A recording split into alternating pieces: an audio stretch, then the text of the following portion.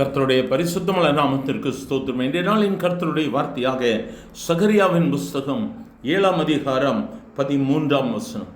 ஆதலால் நான் கூப்பிடும்போது அவர்கள் எப்படி கேளாமற் போனார்களோ அப்படியே அவர்கள் கூப்பிடும்போது நானும் கேளாமல் இருந்தேன் என்று சேனைகளின் கர்த்தர் சொல்லுகிறார்.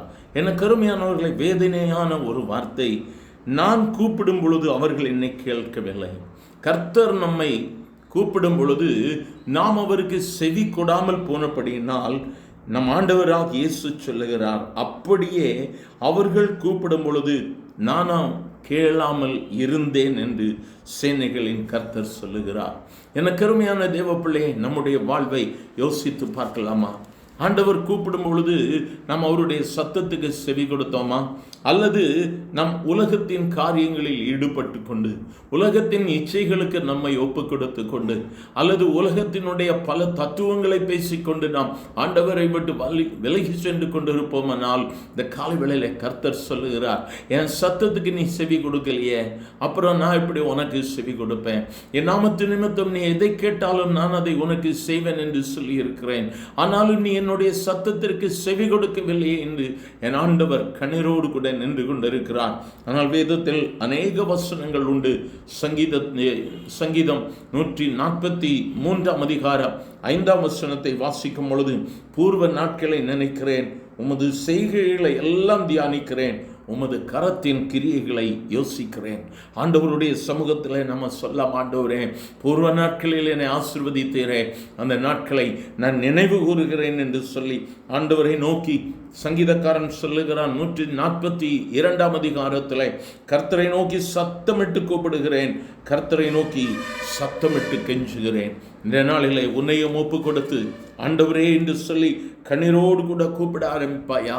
பழைய நாட்களை சொல்லி, ஆண்டவரே உங்களை மறந்துட்டேன்ப்பா, மேட்டி மேலே நடந்துட்டேன்ப்பா, பூர்வ நாட்களை நினைக்கிறேன் என்று சொல்லி கதற ஆரம்பிப்பாயா? சங்கீதக்காரன் சொல்லும் பொழுது 138ஆம் அதிகாரம் 3ஆம் வசனத்தில் சொல்லுகிறார், நான் கூப்பிட்ட நாளிலே எனக்கு மறு உத்தரவு அருளினேர், என் ஆத்துமாவிலே பலன் தந்து என்னை தைரியப்படுத்தினேர். என் இயேசு உனக்கு பதில் கொடுக்கிற நாள்.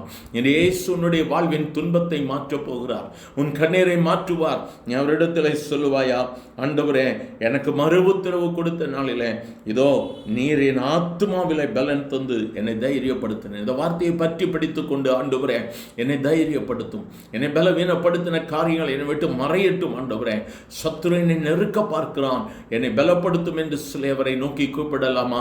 எங்கள் அன்பின் ஆண்டவரை, ஆசீர்வதிக்கப்பட்ட இந்த நல்ல காலை வேளைக்காக நன்றி அப்பா.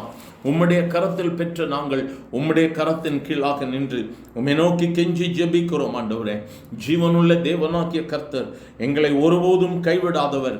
இந்த நாளிலும் ஒவ்வொருவரையும் கேட்கிற கூப்பிடுகிற ஒவ்வொருவர் மேலும் மனம் இறங்கி மறு உத்தரவு கொடுக்கும்படியாக ஜெபிக்கிறோம். ஆண்டவரே, திறப்பில் நிற்கிற உங்க பிள்ளைகளுக்காக இயேசுவின் வல்லமை இறங்கட்டும். ஆண்டவரே, பாடுகள் போதும். ஆண்டவரே, பிரச்சனைகளுக்கு ஒரு முற்றுப்புள்ளி இன்று வையும், ஆசீர்வதியும். இயேசுவின் நாமத்தில் பிதாவே, ஆமேன், ஆமேன்.